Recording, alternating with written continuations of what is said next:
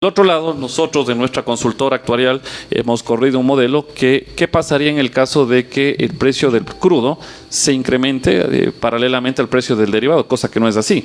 Por cada dólar que se incrementa el precio del crudo internacional hay un incremento de 62 millones de dólares a nivel de la economía ecuatoriana. Si en el año 2026 el precio del petróleo se mantendría con las cotizaciones que hoy por hoy tenemos, sabiendo que el presupuesto general del Estado data de 60 dólares y se terminó a fecha cierre del día viernes se terminó en 115 dólares, habría una disminución del déficit del 5.5%, bajaríamos al 2.2%, lo cual es positivo a nivel macro, ¿no? Ahora, esto es un supuesto, dado que el valor del crudo no es que se incrementa a nivel del derivado, siempre el derivado se incrementa más que el crudo. Ya, ahora, economista, ¿cómo superamos este problema? Esto de las exportaciones que se ponen en riesgo, ¿qué puerta abrimos para compartir soluciones? Mire, yo primero quisiera dar, para que la gente que nos escucha entienda a nivel mundial cuál es el impacto que se tendría. Usted lea la prensa internacional, hablan de los famosos 14 días. ¿Por qué son los famosos 14 días?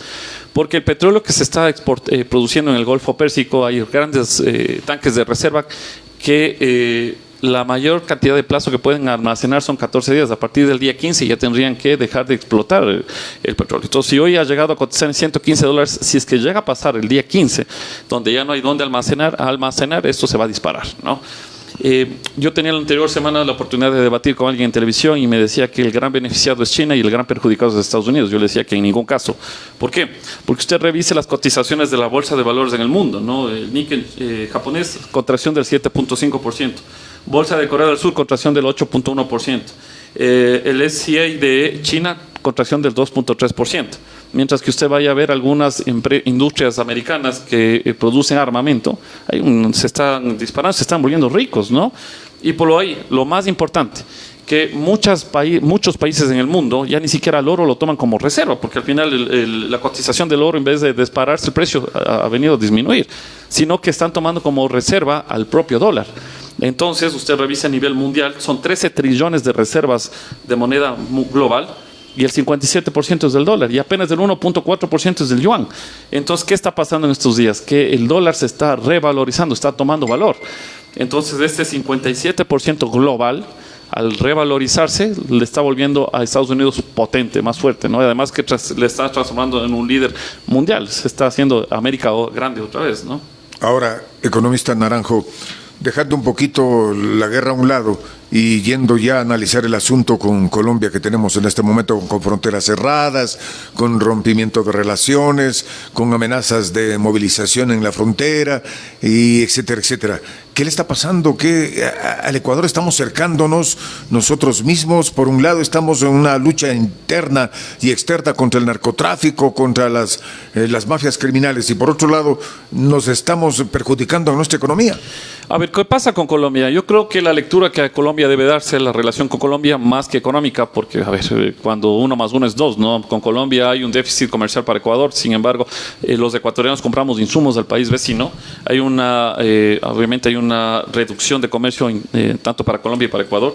Yo creo que esto tiene más tinte político. Recordemos que en mayo hay una elección presidencial en Colombia, y con lo que pasó este fin de semana, ¿no? El generar un frente regional apoyándole al presidente Trump, ganó, ¿no? La oposición en Colombia, ¿no? La oposición al gobierno. Efectivamente, entonces, ¿hacia dónde está llevando esto? A fortalecer la idea de que en la región debe haber un solo discurso, y muy lejos de este discurso debe estar del tinte socialista e izquierdista, ¿no? Que estuvo latente durante 10, 15 años en la región, y que, bueno, a mi criterio personal, que puede ser que esté equivocado para algunos oyentes, ningún favor ni hizo ni hará en la región. Entonces, yo creo que con Colombia esto se resolverá a nivel diplomático con un nuevo presidente, más que con las demandas a nivel regional, más que con la afectación económica, porque hay afectación económica, no hay hacia dónde mirar a otro lado.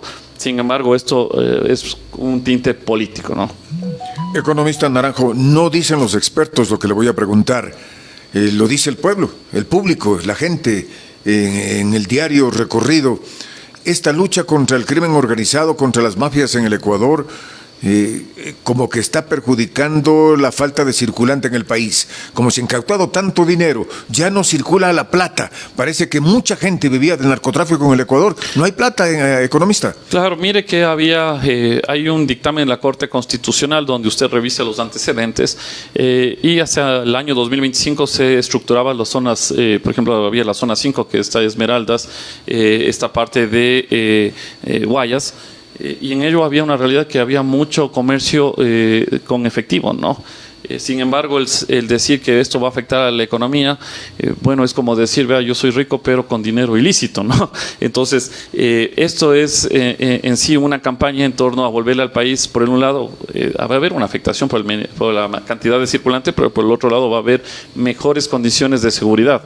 ¿De qué sirve de que haya $1 millón que están circulando en la economía cuando ese $1 millón nadie quiere cogerlo? Porque mire que en las zonas donde ya hacía referencia, hay muchos locales que tuvieron que cerrar, bajar las Lanfords, porque era imposible pues los comerciantes vender los productos, producir, dado que venía ahí ya las amenazas y tantas cosas, ¿no? Así que en buen momento que se está fortaleciendo la idea de que el Ecuador, el dólar debe ser bien ganado, y además estos grupos delictivos, no narcoterroristas, deben ser extinguidos por bien de la sociedad. Me encantó esa parte, el dólar debe ser bien ganado, me gustó esa expresión. Economista, el problema mundial todavía no se siente. La guerra entre Estados Unidos e Irán va a dejar afectaciones económicas.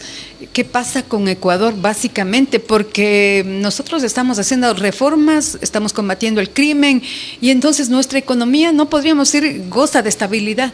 Para completar, el petróleo no lo producimos en grandes cantidades ni de buena calidad. Mire, cuando usted lee las noticias mundiales, usted dice, oye, pero Ecuador está muy desconectado de la realidad del Golfo Pérsico. No tanto así. Hace 3 semanas hubo esta famosa feria de Gulf Foods en Emiratos Árabes. Estuvieron empresas ecuatorianas, entre ellas Pronaca, por ejemplo, y habían acuerdos comerciales para exportar productos ecuatorianos, ¿no? Bueno, usted dice, ¿cuál es la afectación para Ecuador? Pues la afectación más cortoplacista ya es que esos productos tal vez si no llegan a mercado internacional.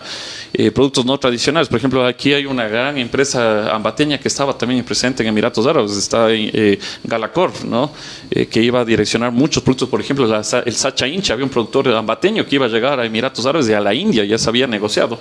Sin embargo, definitivamente esto impacta en la economía ecuatoriana y en países en vías de desarrollo como es el Ecuador.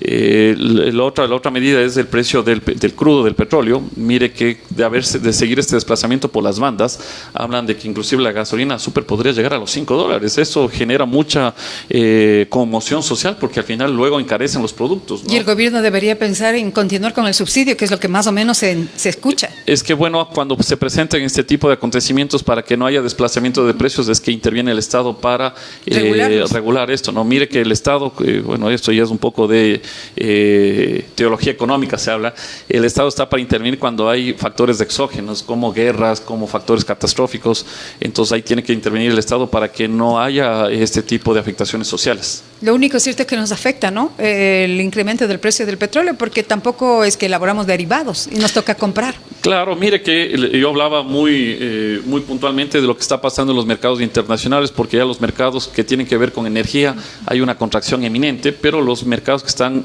muy derivados con el tema armamentístico, Estados Unidos, hay un desplazamiento, hay gente que se está volviendo millonaria. Entonces, bueno, Ecuador lastimosamente no está ni en temas armamentísticos, no está ni en temas de transporte marítimo, como se está encareciendo, también ahí hay cierta singularidad de esos tipos de mercados. Entonces Ecuador simplemente es un país pequeño en vías de desarrollo que lo que hace es aceptar lo que pasa en el mundo, ¿no? No nos queda más. Y sobre todo, no sé si usted coincide, alguien decía cuando analizaba el tema del precio del barril de petróleo, decía, deberían construirse la refinería del Pacífico al costo que sea. Mire que cuando hay este tipo de hechos que desde el año 2014 no se volvían a evidenciar, hemos tenido que pasar 12 años para que más, claro, 12 años para que se evidencie un dispute el precio del petróleo, al final se reafirmaría esa teoría. El problema es que usted mire la realidad del mundo donde ya las energías paralelas se están desarrollando. Mire solo la realidad de la industria de los vehículos, ¿no? ¿Cuál es el vehículo que se está disparando en ventas? BYD con sus carros eléctricos. Entonces tal vez en 5 o 10 años ese precepto de que se debería construir este tipo de plantas, bueno, sería un absurdo, ¿no? Porque ya el mundo está cambiando de Pero tecnologías. hasta que cambie, y este es el único producto estrella que tiene el Ecuador. Y alguien dice adicionalmente, no nos importa que envíen banano, no nos importa que envíen chocolate, no nos importa que envíen cacao, porque eso es empresa privada. Y el gobierno, si comercializa petróleo, eso va, por ejemplo, para hospitales, para educación, para un sinnúmero de ítems que beneficia al pueblo. Bueno, yo creo que ese criterio a mi voz personal no es tan acertado, porque cuando el privado interviene, cuando aumenta exportación genera empleo, cuando genera empleo se genera circulante, cuando se genera circulante aumenta la demanda, mientras que en cambio desde el Estado, cuando dependamos mucho del producto, del petróleo en sí, bueno, pues que el Estado sea quien resuelva todo, ¿no? Gracias a Dios, digo, hoy por hoy las exportaciones no petroleras están latentes, las remesas vienen bastante al país. Tenemos más y esto nos ingresos sostiene. por eso que por el año petróleo. 2025 hubo un incremento de exportaciones no petroleras referente al 45%. Mire esas cifras. Y las remesas se dispararon a 6.500 millones de dólares, cosa que es importante, ¿no? O sea, Bueno, pero ahí también, economista, tiene mucho que ver lo que está haciendo el presidente, ¿no? Sus viajes al exterior, que mucha gente lo critica. Definitivamente estos contactos. A mí desde pequeño me han enseñado, siempre hay que mantener una buena relación con la gente que tiene el recurso y que tiene cómo ayudarte. Claro, y mire, le doy una noticia que en esta semana se va a desarrollar. Ecuador firma el tratado el tratado comercial, ¿no? De libre comercio, es un tratado comercial transitorio con Estados Unidos, donde tuve la oportunidad en diciembre de leer el paper de 115 hojas, donde se anexan 130 productos ecuatorianos que no contarán con ese 15% de arancel universal. Entonces eso es bueno, porque Estados Unidos es un socio comercial importantísimo para Ecuador, definitivamente. Y finalmente, sobre el mismo tema, para que no se vaya la idea, si nos congratulamos por esta relación de Ecuador con Estados Unidos, ¿qué pasa Ecuador con China? Mire, el mundo está tan globalizado que el presidente Trump en su segundo mandato estuvo visitando a China, estaba estirando relaciones, cosas que no se ha visto antes. No se ha visto antes, porque no sé por qué. Al puro estilo de la Revolución Francesa, ¿no? Al un lado estaban los que pensaban de forma de las defensas del derecho del trabajador, y el otro era los grandes capitales, ¿no? Hoy por hoy yo creo que el mundo está tan globalizado que el mismo presidente Milei, no es que por más que sea de tendencia libertaria, ¿no? Hace negocios con China, Estados Unidos de la misma manera, pero lo que hace es decirle, a ver, China, siga adelante, pero yo estoy presente aquí, ¿no? Apenas el yuan tiene una presencia de reserva mundial del 1.4%, mientras que Estados Unidos, el dólar americano, del 57%. Y mira, solo quiero terminar algo, ¿no? El año 2025, las grandes titulares era que los BRICS, los países que integran los BRICS, van a crear su moneda propia para comercializar el petróleo del mundo. Pues la teoría es linda, pero la práctica es bien complicada. Estados Unidos, para quien no entiende, la toma de Venezuela, ¿no? La toma de Irán, lo que hace eso es botar al piso esta teoría que los BRICS pueden comercializar con su propia moneda. Muchas gracias, economista. No estaba en agenda esta pregunta que le voy a hacer, pero la tengo que hacer para aliviar un poco la inquietud de la ciudadanía, porque lo que le ha faltado al gobierno en este tema es informar de la mejor manera. Se implementa o se analiza el 3 o 4% a los intereses de la gente que tiene a plazo fijo en los bancos en el sistema financiero. ¿Esto es malo? ¿Esto es bueno? ¿Por qué reacciona la gente? Yo tengo una lectura de que las cosas por algo pasan. ¿Cuál ha sido la principal política estatal de estos días, de estas semanas, ¿no? Activar la industria de la construcción a través de reducir las tasas, ¿no? Pero parece que esto no está dando el efecto necesario. ¿Qué es lo que tiene que hacer desde el gobierno central? Estimular. ¿Cómo estimula? Encareciendo, ¿no? A ver, si tienes pólizas, te pagan una tasa, pero parece que no reacciona. Entonces vamos a ponerle tasas para que la gente no tenga las pólizas ahí en el banco, sino que dinamice la economía.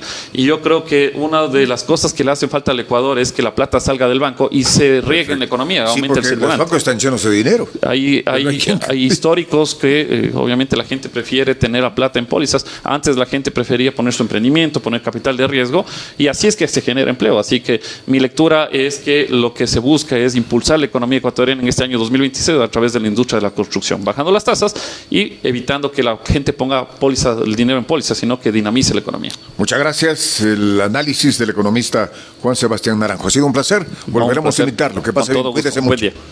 Juan Sebastián Naranjo en vivo en el noticiero más importante de la región en Extrema 92.5. Pausa para comerciales. Enseguida volvemos con la Universidad de Indoamérica, matrículas abiertas, cooperativas.